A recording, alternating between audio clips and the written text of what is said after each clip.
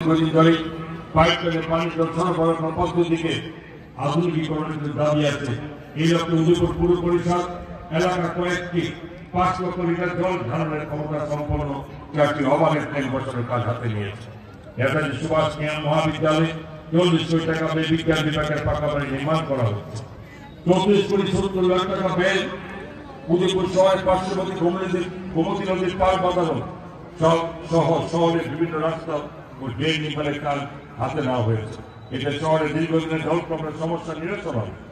তাছাড়া গোমতী জেলা শাসক, সুপারিনটেন্ডেন্ট পুলিশ ও মহকুমা শাসক অফিস নতুনভাবে নির্মাণের কাজ হাতে নেওয়া হয়েছে। রাজ্য সরকারের সার্বিক লক্ষ্যে দৃঢ়প্রতিজ্ঞ। সমাজে একেবারে তৃণমূল স্তর পর্যন্ত সরকারের প্রত্যেকটা প্রকল্পের সুবিধা প্রদানের জন্য এই সরকার দায়বদ্ধ। রাজ্যকে আত্মনির্ভর করার জন্য এই সরকার নিরলস প্রয়াস করে যাচ্ছে। রাজ্যে এই মুহূর্তে যে প্রকল্পের কাজ চলছে এবং আগামীতে যেসব প্রকল্পের পরিকল্পনা দিতে হবে সেগুলো বাস্তবায়িত হয়ে গেলে এক ত্রিপুরা শ্রেষ্ঠ ত্রিপুরা স্লোগান প্রকৃত অর্থে সফলতা পাবে। তবে এই বিশাল কর্মযজ্ঞের হাতাহাতি সফলতা পাবে না। এই জন্য কমপক্ষে 20 থেকে 25 বছরের ধারাবাহিক এবং নিরলস প্রয়াসের প্রয়োজন।